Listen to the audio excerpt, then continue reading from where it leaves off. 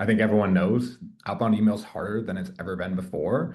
Being an outbound AI platform, we've really focused in and looked at our proprietary 25 million plus emails to see what is actually working in today's kind of age of AI and all the slop that's out there, what really cuts through the noise and can be impactful. Today, we are lucky to be joined by two of the best in the business at the outbound email craft. I'm going to be moderating today, so kind of serving as your Oprah Winfrey in the room, but chatting with some of our experts on the phone from Unify. The first of which is Cole Corson, who is our head of professional services, but has a lot of other background too. So, Cole, I'll let you introduce yourself. Yeah, hey, what's up, guys? As mentioned, happy Wednesday. Super excited to see everyone on today's call. I am currently leading up our professional services team here at Unify, where I'll deliver a more white glove, hands on support to our customers and current prospects. In a prior life, I used to deliver kind of post sales experience in the past 12 months here at Unify. So, onboarding clients, doing implementation, activation, all things go to market, signals, orchestration. I was a prior customer at Unify as a founding account executive, ultimately asked to come build out some of the post sales team. And so have that founding account executive background. And I was one of the first SDRs at Snowflake. So in terms of writing far too many emails, I've done a lot of them. So super excited to meet everyone. Awesome. I was talking with Cole earlier, and I think he's probably in the 99.9 percentile of people who sent outbound emails in the world. So if you want some expertise, here's your guy. And then we have a young gun in the BDR world who's really blowing out his numbers on every front and kind of bringing new craft in this world that's proving incredibly successful. So, Bobby, you have some amazing stats here, but I'll let you introduce yourself. Yeah, I'm Bobby. This is actually my first sales role. It's been interesting to come at this with a new lens, but I think overall, couple months in here, still rewriting subject lines like 6 times. So happy to walk through what I've found the most success with today. Yeah, a fun stat with Bobby is he was out of office in Japan for 2 weeks last month and still hit 150% of quota. So he also has been known, you'll see a little bit later, for some of the most well-personalized emails I've ever seen in my entire life. So yeah, we'll get into much more of that lately. But two guys who know outbound email backwards and forwards and have a lot to share here. So. With that, let's dive in. So today we're going to be talking kind of front to back of all the different components of an email. And from our analysis, from our anatomy of what an outbound email looks like, the data, what actually is going to be most impactful in each of those sections. And then Bobby and Cole are going to kind of speak to some of the traits, characteristics that make these most powerful from across the board. We'll also go into a live demo of how you can automate a lot of these pieces from Cole towards the end as well to see how you can do this really well at scale with Unify. So with that in mind, I'm going to continue to poke through the slides. All right. So what we're seeing as we come through the data is that overall, you're hearing this on all fronts, right? Is that reply rates are at all-time lows. Outbound emails harder than ever, and there's really starting to be this valley between the top performers and folks who are just kind of doing mundane AI slop, repeatable outbound, cold outbound, the way they used to in a spray and pray fashion. So really what we're seeing is like there's a lot of commonalities in what's maybe not working today and also what really can produce top performers in these small micro decisions. So Cole, maybe I'll start with you, like from your work with some of the most interesting customers out there, like Perplexity, Airwallex, Cursor, different folks. What have you seen as maybe some of the most common mistakes folks are making today when it comes to outbound email? Yeah, totally. Appreciate the tee up. So I'll break the there's a lot of mistakes that people can make from what Bobby mentioned, subject lines all the way to call to actions, from tiering accounts, looking at accounts, right, framing up lists. I'll break them down into how I simply like to think about them in terms of kind of down market, let's call it the founder led sales, common mistakes, and then you have more mid market to upper market. On the down market kind of founder led sales, I typically think that what people run into is they like to scale really, really bad behaviors. And that just leads to a bunch of outreach scaled really poorly. And so an exercise that I typically like to frame people through are like level one of like where to start. And I think typically everyone on this call should look at their individual personas that they would want to go after and define them, right? Who are the target personas? There is a book by Skip Miller called Above the Line, Below the Line Selling. And that would be a good way to bifurcate it, right? So you have like the decision makers, the C-suite, the VPs, the directors, and that would be the above the line kind of tree. And then the below the line, you have the end users, some people that might have some more tactical information for you going to craft that next email or going to do that next cold call. Within those above the line, below the line splits, what are the pains and the challenges that each of those personas have, right? So at Unify, when Bobby goes and outreaches to, let's call it a BDR manager or to a VP of RevOps, they might have tool consolidation issues. They might have, low speed to lead. They might have conversion issues. And so it's important to really hone in on the above the line pains and the below the line pains. And those are often very different. And you should bifurcate the message that way. Typically, it's good within that email body or within the structure to have what outcomes are they measured on, right? What metrics are they looking at? You look at a VP of RevOps, it's much different than a CFO or a CIO or something. And then typically in like an email framework, you would have what type of story have we helped draw away from them. So if you look at a company like Guru or a company like Spellbook, Guru in specific, right? I work with one POC. They send about 300 to 400K emails a month, right? With one orchestrator and just myself, we're able to make that like really, really clean. And so we can save time, we can save energy, we can still drive marketing results. And that clearly becomes kind of a good case study. And so I think before even getting to like email one for founder-led sales, you're going to want to know where you want to start. And that's really the personas, the splits, some of the pains, and some of the stories there. I think once you really hone in on your persona, then you're going to dive into the companies, right? So a lot of people will start setting up website intent and they'll have every industry bucketed into the same type of messaging. Well, you might have different value props to different industries, and you might have different value props to different CFOs at different industries. And so it's good to split those out. So let's try to do an exercise of which companies we can sell into. What are the companies we actually should sell into? I think people think their TAM is a lot bigger than what it actually is. What verticals do you really spike in? And let's start a little bit small there. And then at those different verticals, at those different industries, does our brand, does our tone, does our messaging, does it look a little bit different, right? The ways in which we reach out to sales leaders, they're pretty direct. They kind of know the bullshit. They like to cut through the BS. And so I think you can be a little bit more direct when Bobby sends out an email or does a cold call because they've done sales for 20 years. And so they kind of understand the craft there. So that's kind of where I'd start there. I think a good exercise for founder-led sales is I would pick 3 accounts per day, 5 contacts per account, and do that every single day. And then you have 1 manual personalized email across the week, and that's 75 contacts, 75 good touch points. I think as we move up market, some of the issues I run into are like just really data collection. Like you want to be iterating quickly. You want to be running engineering sprints, campaigns 2 to 3 weeks, running things A/B test. Looking at spin tax more on the deliverability side if you're sending hundreds of thousands of emails. Yeah, hopefully that covers some common mistakes. Love that. I think that's a great way to start thinking about it. The above the line, below the line pain and starting to be more tailored and more precise while still scaling out outbound is super impactful. With that in mind, I kind of want to jump right into what are some of the like components of different emails that we found in the data to be most impactful. So I want to start on the subject line font, and maybe Bobby, I'll punt this one to you. From what we see is like connector formats and short specific hooks are really the most impactful in driving actual replies. I'd be curious from your side, what have you seen as the most impactful subject lines, and what are you kind of biased towards in your role? Yeah, I think first and foremost, I mean, if I'm sending something sequenced, like a little bit of what Cole was talking about, I think connector is what I most typically go for, potentially adding like my name to it. Whereas if it's someone I've reached out to on another platform or through another method, I always try and throw in something that makes someone want to at least open the email and read the first 2 lines. Whether that be like, just gave you a ring, Bobby from Unify, something like that, or a question about part of their outbound process specific to Unify, or also potentially saw you're hiring for a BDR, saw you're hiring for this, saw you just did a recent funding round. So I'd say either a connector or keeping it short and something that shows you did your homework and you're not just spraying and praying. I think that gets people to the first or second line of the email. And that is where I think you win a meeting.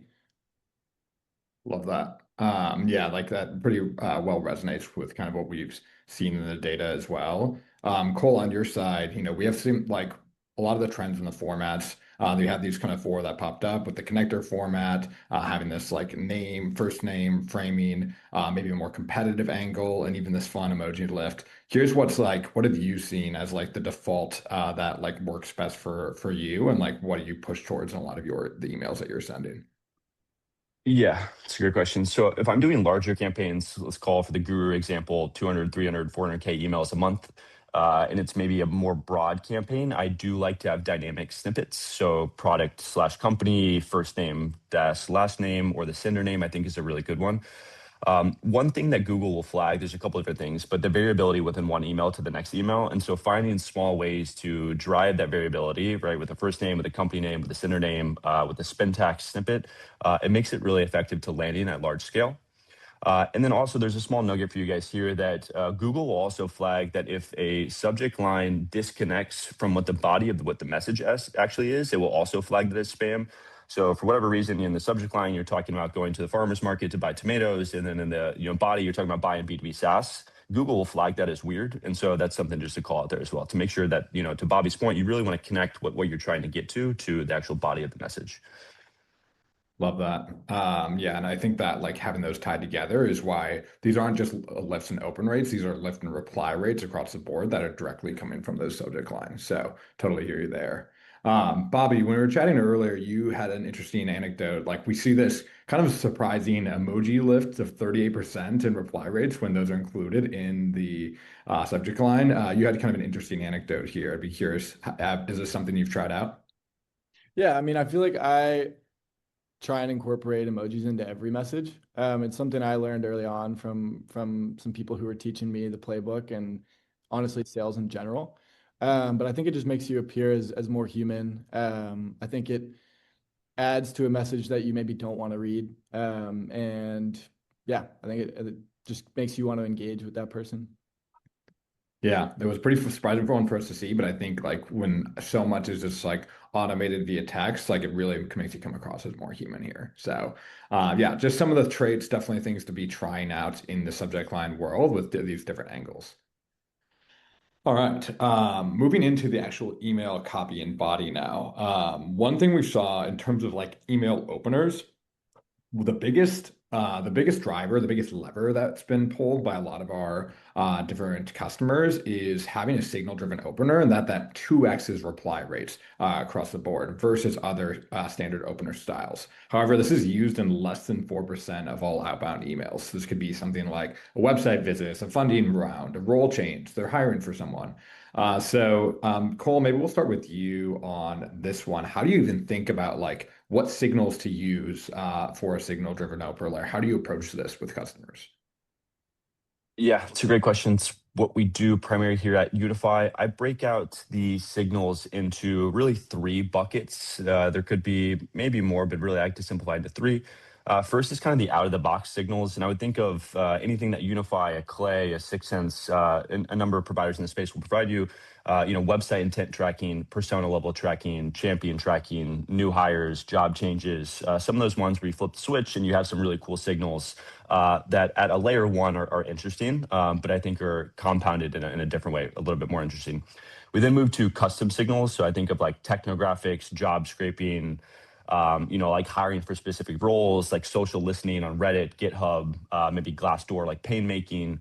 And so you have kind of the custom signals that I think are really, really important to dive into. And I think you get an interesting flavor of like having 10 to 12 of those set up. And then you have all these like looped plays running. So anytime someone's mentioning a hiring, anytime there's a bad Yelp review, right, it triggers the specific company to flow through. You trigger a specific message and it lands really, really nicely. And then I think the last bucket you have, which are really, really strong, are like first party intent, right? So you have like your closed lost, you have your PLG data, for a company like Perplexity, maybe it's user count, maybe it's feature adoption. For a company like Cursor, maybe it's growth of like Cursor tabs. And so how do we layer that piece? Then what I think it's really interesting into these out of the box signals. So, right, how do we look at closed lost with also website intent? How do we look at closed lost with new hires or with champion tracking? How do we look at PLG data also using an LLM to like scrape for specifics mentioned? And so I think how I typically like to think about this is like an axis of you have like fit, you have intent, you have timing and relationship. And the more of those buckets that you can get, the stronger your message is going to be. So if you have fit and you have intent, right? So the fit is within your ICP and they're showing intent on your website, right? That's really great. Let's say the timing is really perfect because they just got off a sales loft contract and they're ready to sign with Unify. Okay, cool. Now we have 3 of the 4 buckets. And then let's call it, right? You have a relationship. You have a champion that moved over to a new company that's reviewing you guys, that's within your fit, and the timing makes sense.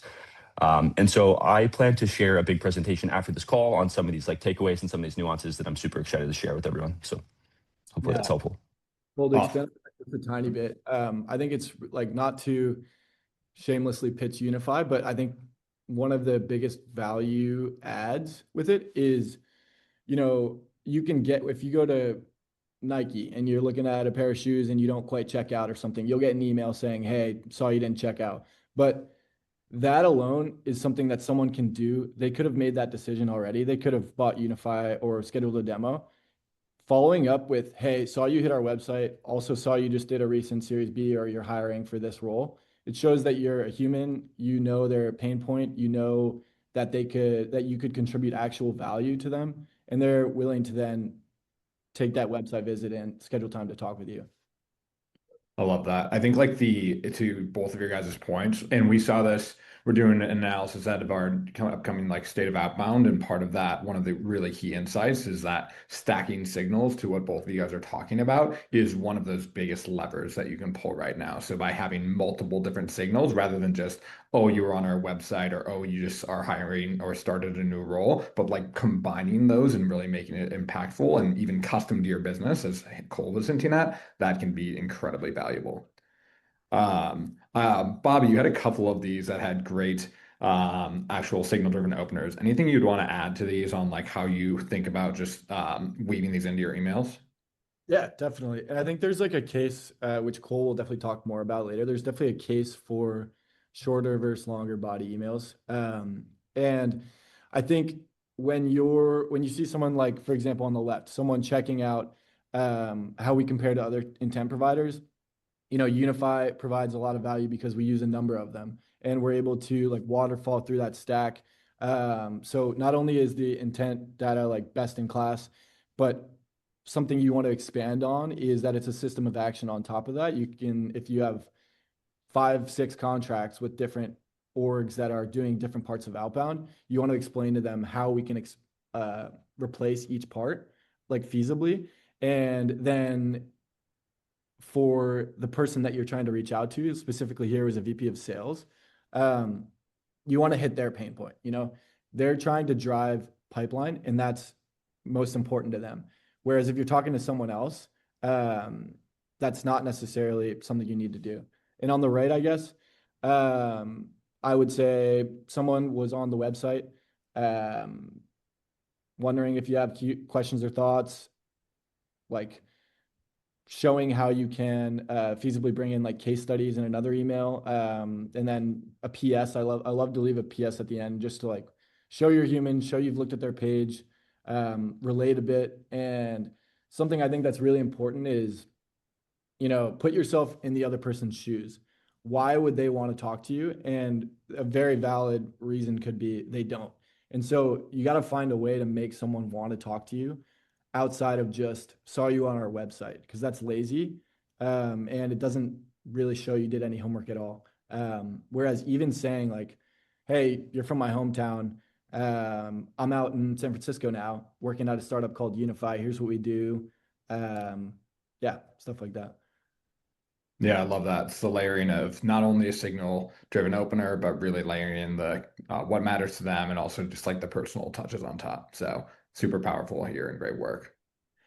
All right. We're a little tight on time, but I'm going to quickly breeze through and call out that like what we've seen in the data is that for email length itself, the most impactful emails are either really short and concise or over 150 words, and really like long. So there's almost this valley in between. Cole, I'd be curious on your side, what are you biased towards in kind of this length of an email world? Yeah, I generally like to be mobile friendly. I think less than 75 words is really where messages typically land. Now, I think it depends on the campaign, though, which is where I think thought should be more constructively given. So if you have a lead list of 100,000 leads, it's more likely that the message needs to be once again very varied. You're going to have a ton of emails. There's going to be a ton of deliverability things that you need to think through. The personalization is going to be important, and the campaign is generally really broad. What I would rather prefer is if you can have a lead list of 100 to 150 people that can be very dedicated CFOs, and then the messaging, right? You're only sending 100 emails. It's less likely to be flagged as spam. The variability is not as important on that piece. And I think it's okay to have a bit of a longer message where you're actually getting the meat of the bones. I think to Bobby's earlier point, like the goal of writing a good email is to like write thoughtfully, and that's really to like think thoughtfully. And so like the subject line should beg the question of how do I get to them to read the first personalization, and the personalization should get them to some type of observation you made about the customer or the prospect, and the observation should get you to the story that you're sharing and why you're here to solve that. And so generally less than 75 words, I would more so focus on the quality of the lead list and how do we go run micro campaigns for 2 to 3 to 4 weeks to really prove out personas and then understand our messaging, understand our brand, and iterate from there. I love that. And I think like that is like while like there is a slight start to be a drop off at that point, being really concise can be really compelling, especially with the way that folks answer emails on their phone.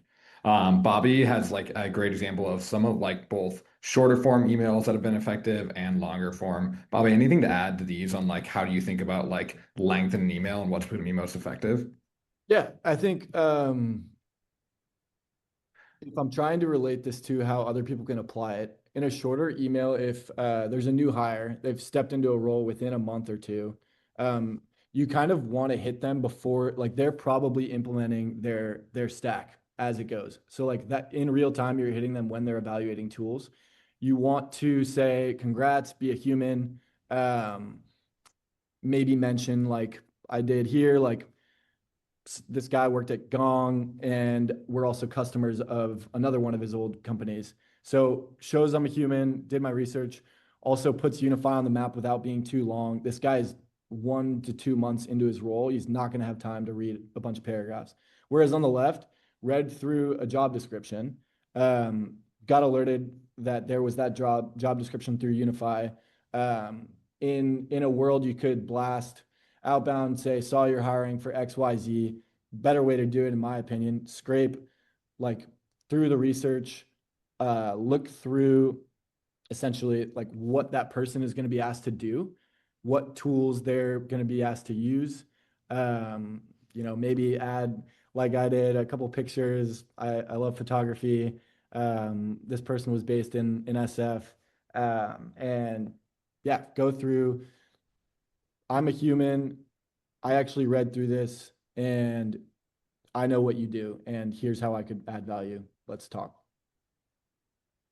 Yeah, this email was on the right here, especially was like amazing. Just like the level of depth about the role they're hiring for, what the business case is, the relatability of the photography, the German soccer player. This is just like A plus personalization at a human to human level. You even added some screenshots of those images, which was amazing to see. So great work again here, Bobby. Cool. I working through as you go to the bottom of the email, always having like a clear CTA is something that can be really impactful. We actually saw that in terms of pipeline generation, adding a calendar links can create 1.6x spike in reply rates, which is really powerful here. On the CTA front, just in general, Cole, maybe on your side, how do you advise customers on how to approach on the CTA front? Yep. My advice would be, I think who asked the question in the channel? I answered somewhere, but there's a couple different things here. I think down the funnel, where you're more closely to the intent, the fit, the timing, it makes sense to really like just send a direct message. Hey, I'm looking to book time. It makes sense for us to have a conversation because you have a problem that I can go solve today. I think if it's more up the funnel, or I guess down the funnel there, you have, they don't know as much about you. It maybe makes more sense to send a landing page. I typically try to think about like what the success metric that you're actually looking for. So for example, like Quentin setting up this webinar, he may just want click-through rates, right? He wants people to sign up to this webinar, and that's going to yield a less of a reply rate because people can just click, they can sign up, they can input their information. And so I think if you have a webinar, you may want to drive CTR really high. I think if it's more of a rep focused use case, you're probably going to want to include a booking link. Now, if you include a booking link, right, which shows here, you're maybe going to get less responses. So the positive response rate is down because they're booking directly in your calendar. If you're looking to drive maybe a specific CTA, like, hey, can you meet on Tuesday at 2 p.m.? That's probably going to yield the highest results as it's personalized, it's specific, and there is kind of no other option there. Love that. And I think like that's exactly it on like the CTA front, right? Is you want to like really think about at the end of the day, taking a step back, what is your goal and how are you like, how is your CTA like driving towards that objective that you have when thinking about including a link or not? The last piece we want to touch on, and a lot of this is going to be done in the product itself, but that we saw like a huge lift in how AI personalization can really lead to a massive 50% jump in reply rate over emails without AI personalization. Obviously, we know personalization is going to make emails more effective, but with done with AI, with taste and care, this can be really impactful. So, Cole, I'll maybe let you speak to how you approach this and actually show it live here as well. Yeah, absolutely. So before I dive in, I typically think about the OPPSS type framework. So you have an observation, you have a pain point, you have a PS statement. Some people like them, some people don't. It's just more so just for another flavor of personalization. A simple call to action, which we just kind of discussed. Maybe it's click through, maybe it's a webinar, sign up, something like that. And then you have a story of how you solve those things. So I'll share I just requested to share my screen. There And you we'll are. try to dive into some examples. Can everyone see my screen okay? We The, can. the sequence that's up. Yep. Okay, cool. So we'll go through, this is kind of the final result, which I think is really powerful, where we can take, right, an observation, a syntax, a snippet, and output all one customized email. Typically, where I like to start is doing some type of research, breaking that down into an agent. So, hey, I would like to go research Cole or a person on this call. I would like to frame out, 1 to 2 sentences to show you understand their situation, right? What are some common challenges that they're working through for X solution area, right? Use a reasonable professional tone. And so generally when you start to frame these out, again, it's really important, right? That step one we talked about for the founder-led sales motion. What are the pains? What are the people, right? Who are you actually going after that you need to go do research on? Once you kind of understand those, let's go do some research. From there, within our platform, we like to input these things we call snippets, which is basically taking that agent prompt, saying, hey, okay, cool, you've done some research on what I'm trying to go deliver on. As a co-founder now, I realize that you're probably juggling a couple different issues. Maybe you're doing founder-led sales, you have 10 initiatives, right? That's exactly where a company like Mesmo could come help you. Right, Drew on our team is a founding account executive. It's great to service the role, right? Maybe navigating some challenges that we can help solve. So generally, I start with an agent, studying the person, the company, the space, breaking that out into the bodies of the email, and then we bring that all together into a nice framed sequence. So we have a generalized greeting, the persona hook, so some type of persona message. At quick glance, I did this quick this morning, right? I would want to tailor this down a little bit more, probably have a little bit smaller of language. You have value props, so how we've worked with those similar teams, right? That story that you're telling, a call to action, a quick snippet there, and then a sign off snippet.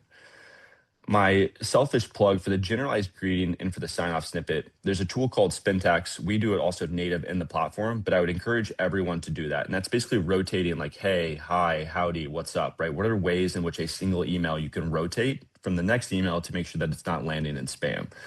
Right, same thing with a sign-off snippet. You have with respect, warm regards, best, thanks, right? There's a number of common ones that most people use, right? How do we rotate those to make sure that it's easy to do? And it's also easy to do with the PS statement if you're sending the same thing over and over. That's one great example I like to show. The next one I think is really cool to layer on. You kind of both have the closed lost, or you have PLG data, and you also have a sequence layered on top of it. So in this, we've done some research on Connor, the co-founder at Unify. We put them into a snippet for perplexity. And basically, this is where you can kind of tailor some things together. So we can say, okay, cool, we have the Spintax greeting. We're going to rotate hi versus how versus hey. We are going to share some relevant context of why we're reaching out. the agent actually goes and researches Bobby or Quentin or Connor and surfaces a question that that person would actually ask Perplexity. And so every message is hyperlinked. Which is still fine. I would do one hyperlink per email. Um, and then you have a dynamic snippet, which is great. And then as you can also see here, they're layering on, right, distinct users, company names, some other first party data that makes this email really, really strong. And so how do we think about layering the out of the box signals with PLG signals with some like really, really good copy that lands? And then again, we have kind of a sign off snippet there. So kind regards, thanks, warm regards. And this gets like an 80 to 82% open rate, lands really, really well. And so not everyone will be PLG, but it's more so how do we take a couple different signals, layer them on top of building lists, but also layer them into the actual message themselves. Those would be my guiding points. Happy to answer any and all questions. Awesome. Thanks for that, Cole. And yeah, I think there's so much power when you can actually start to layer in that like level of personalization that Bobby is showing with his individual emails, but like in an automated fashion. So rather than just like, oh, saw you're based here or saw you work at this company, it's really like a sophisticated level of personalization that can be built out programmatically.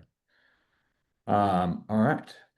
Well, I know we're a little over on time, and I appreciate the folks that are still here and were patient with us as we've gone through this.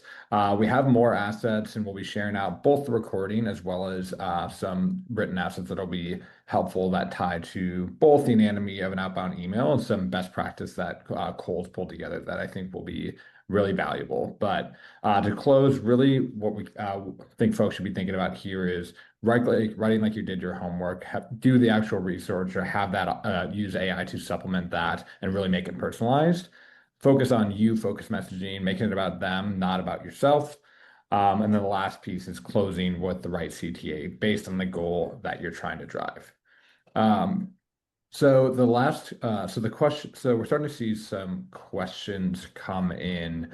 Maybe we'll start with you, Cole, on this one. Have you guys seen with growth equity VC firms using Unify? We do a lot of cold outreach and think this would be super valuable.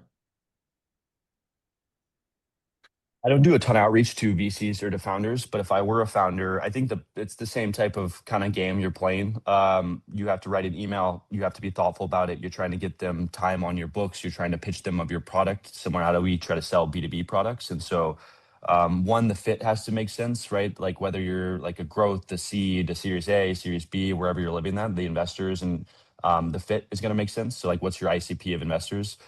Do you have any champions at those investors, right? Can you leverage your network on LinkedIn or cold calls to like get in, right? I don't know what the equivalent of like champion tracking for the VC world is, but there's probably a lot of like connections, and I would try to leverage those in the body of emails.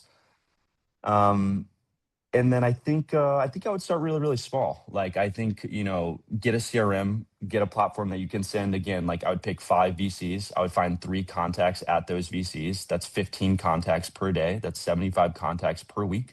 I would send them one message, right, to start off that day. So you have whatever the 15 per day. And then you have 15 really personalized notes per day, 75 per week. And then you could automate the rest of the body. And I think you'd be in a really, really good place. I love that, Cole. Another one that came up, and Cole, you're probably our resident expert on this one too, but there's just been a lot of questions on deliverability. Do you want to just share a few tactics, like maybe like 2, 3 things that you're always trying to replicate for folks when it comes to optimizing deliverability? Yeah, absolutely. So one, the variable. So Google will flag a couple of different things. I think we talked about the subject line connecting to the body of the email, right? So make sure that all aligns. Google will flag the consistent volume of send from day to day. So let's say you're sending 50 emails a day, 50 emails a day, 50 emails a day, and then for whatever reason you decide to do a webinar of 100,000. They will flag all those. They'll cancel the mailboxes. They'll shut down the domains, and it'll be really bad. It takes typically 2 to 3 weeks to warm up domains, and so not only do you like really ruin the chances of like landing in spam, those messages going to the ether, but you have to spend a month warming those back up. That's really painful process. I've had to go through it. So right, the number of emails, let's keep consistent. Now, if you want to start pushing to larger volumes, right, let's just like scale that out, right? And that's where you get working with a platform like Unify or me on professional services. Let's ramp that out. Let's scale that out. Let's discuss the campaigns. So just be thoughtful about those, just like going to the gym or planning out any type of activity.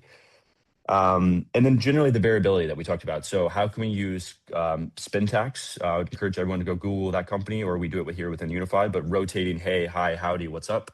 Same thing with warm regards. Or let's say you have 2 to 3 value props that you use every single email. Well, then you could just rotate those. And then again, using like actual personalized snippets. So if you do a snippet that's like do an agent on Bobby or an SDR, right? Every SDR is a little bit different. And so that message is going to look a little bit different. Love that. I think we have an interesting one here that relates to kind of both of your roles, Cole on the scale side and Bobby on personalization. So maybe Bobby, I'll start with you. How do you think about balancing the benefits of like true personal deep personalization and the time, the cost of it? When you think about sending thousands of generic email sequences versus 10 like high quality ones? Yeah, 100%. It's a great question. I touched on it a tiny bit, like, or started to a little bit with like rewriting the subject line a bunch over and over again. But I think the way I break it down is essentially what we call sniper shots here. When a signal is so like clearly going to translate to buyer intent towards whatever your company is, I almost always go prospect into that company, check who their like decision makers are, who they could be, um, spend like 15 minutes on a really really well written email rather than just sending something, because then your shot's gone in my opinion. If you just send something templated random, doesn't make any sense to a decision maker. However, if you're trying to like really expand within your TAM, and run a bunch of different plays to uh, act on signals that you think are maybe a little bit more loose, and you want to generate intent from that, it makes a lot of sense to send out plays with like snippets, for example, in Unify that touch on a specific signal, and or generate a custom signal for someone that is shorter in nature and can generate interest. However, you're not spending as much time on it. You're using kind of like technology, or like leveraging technology to generate that interest, rather than spending a lot of time on it. But I think if that makes sense as an answer to a question, I almost always spend about 10-15 minutes on a really quality email if I know it would be, if I'm looking at someone who I know would be a really, really good position to buy. Love that. Thanks for that, Bobby. And I think that's like a great way to think about it is like high intent focus, like really hyper personalized versus how do you scale out outbound in a more to kind of that remainder of your TAM or things that you can't hit with that like level of 10 to 15 minutes of personalization there. So use signals as your really your guide. Totally. Love And Cole also like touched on like the PLG use case earlier, as specific to something like Unify. And I think Unify can even sometimes generate really, really valuable interest based on how can you turn your free users into paid users. And that's something that I'm even doing when I spend 10 to 15 minutes on personalizing an email. I think specific use cases like that, Unify, like tools like Unify and some of the other ones Cole mentioned, can be really, really useful. love it. Last one we have here, Cole, you want to anything that's to think about differently from sending to Google, Microsoft versus other inbox providers?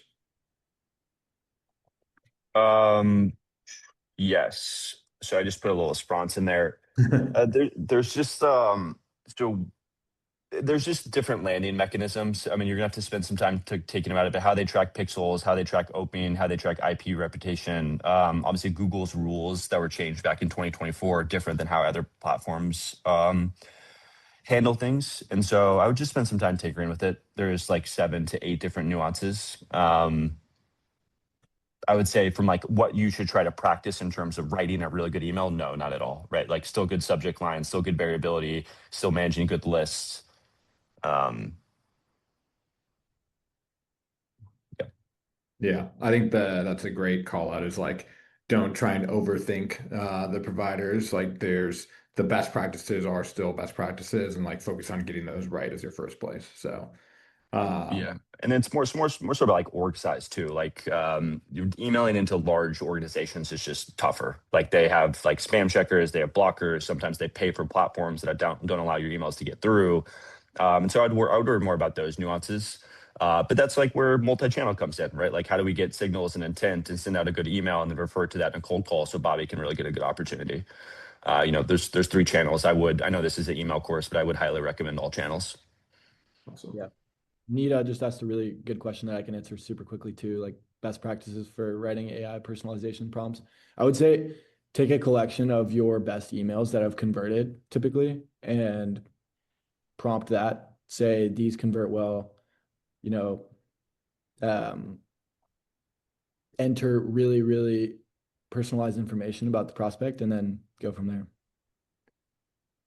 I love that. And I think like one thing that we're seeing folks start to do now is like leverage, like we have like an anatomy report of like what makes a good email out there. There's like Jason Bay or people from Outbound Squad, like adding those to like a skill in Claude in addition to like your best performing emails. So they have like, hey, here's what's successful for our business, layered in with what's most impactful as like industry best practice, and kind of combining those can be really successful there. Totally. And I've seen really good success from like creating a Unify sequence based on a very highly personalized email that I've used, maybe Claude to help generate some like deep research in addition to the Unify research, and then uh, creating follow-up emails or call tasks. And those follow-up emails all have snippets in them, so it's adding more personalized information, but I'm not actually, it's automatically sending as a second or third email. Awesome. Alrighty. Well, looks like we covered all the questions. If you're still with us, you're a real trooper, and we appreciate you staying online. The last things I'll say before we close out here today. Yeah, if you were interested and if you kind of like what you saw, either as a Unify customer or non-Unify customer, feel free to click the demo link to understand a little bit more about how what Cole showed you, how you can really scale AI personalization in your outbound emails and use best practices there via snippets. If you would like something like this built out for you, Cole is your resource. So Cole, as I've said, is probably in the 99.9 percentile of outbound email creation sequence building. So he's building out a program here at Unify to build those out for different folks. So if that's of interest, connect with Cole directly and work with him there. Yeah, and we'll be sending out a follow-up the recording as well as the report on all of this with all the data. Highly recommend even uploading that into your Claude skill for outbound emails and leverage it to guide your email copywriting. So thanks everybody so much for joining us today. Cole, Bobby, thanks for making time and sharing some of your great insights, and hope everyone has a great rest of your day. Thanks, everyone. Appreciate it.